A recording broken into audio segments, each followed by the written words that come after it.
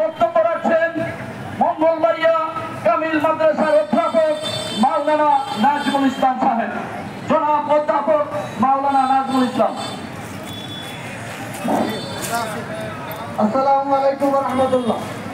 বাংলাদেশ আদর্শ শিক্ষক ফেডারেশন থেকে আজকের এই শিক্ষকদের দাবি আদায়ের লক্ষ্যে বিক্ষোভ মিছিল এবং প্রধান উপদেষ্টা বরাবর স্মারকলিপি জেলা প্রশাসক মহোদয়ের মাধ্যমে আমরা স্মারকলিপি দেওয়ার জন্য অলরেডি বিক্ষোভ মিছিল উত্তর জেলা প্রশাসক মহোদয়ের নিকট একটি শক্তিশালী টিম তারা স্মারকলিপি দেওয়ার জন্য অবস্থান করছেন। এই মুহূর্তে যারা বিক্ষুব্ধ শিক্ষক শিক্ষিকা আমাদের সামনে আছেন সবার সামনে বলতে চাই, নেতৃবৃন্দ স্মারকলিপি আনার আগ পর্যন্ত আমরা অত্যন্ত শৃঙ্খলার সাথে এই বিক্ষোভ আলোচনা চলতে থাকবে। আমি শুধু বলতে চাই, মাননীয় প্রধান উপদেষ্টা বরাবর আপনি যে শিক্ষকের কাছে লেখাপড়া করেছেন, আজকে দেশের সর্বোচ্চ চেয়ারে আসীন হয়েছেন, সেই শিক্ষক আজকে রাজপথে লাঞ্ছিত হচ্ছে। মাননীয় প্রধান উপদেষ্টা, এটা আপনার একটা লজ্জার বিষয় হতে পারে। যদি আপনি লজ্জা মনে করেন, শিক্ষা প্রতিষ্ঠা বরাবর বলতে চাই, যে শিক্ষক শিক্ষিকা আদর করে আপনাকে বিদ্যা দান করেছে, লেখাপড়া শিখিয়েছে, আপনার পরবর্তী জেনারেশন আজকে হুমকির মুখে পড়েছে।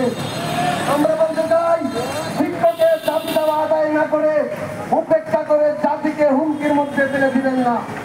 পরবর্তী জেনারেশন যদি মেধাবী হিসেবে গড়ে ওঠে, এর যাবতীয় দায়ী দায়িত্ব প্রধান উপদেষ্টা এবং শিক্ষা প্রতিষ্ঠান কাজে বসবে। আমরা বলতে চাই, আপনার সন্তানের যে প্রশ্ন করে আব্বা শিক্ষকরা কেন রাজপথে লাঞ্ছিত হচ্ছে, আপনি বলবেন, আপনার সন্তানকে বলতে হবে আমি আজকে ব্যর্থ, আমি আজকে অবদস্ত, আমি আমার শিক্ষকের মর্যাদা দিতে ব্যর্থ হয়েছি।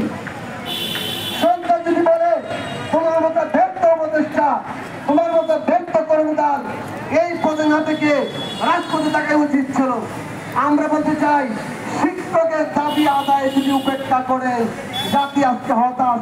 জাতি আজকে চেয়ে আছে, সেই শিক্ষকের কাছে আমার সন্তান লেখাপড়া করে, সেই সন্তানের লেখাপড়া ব্যাহত হচ্ছে, ক্লাস বর্জন হচ্ছে, কর্মবিরতি হচ্ছে, জেনারেশন মেধাই গড়ে উঠছে।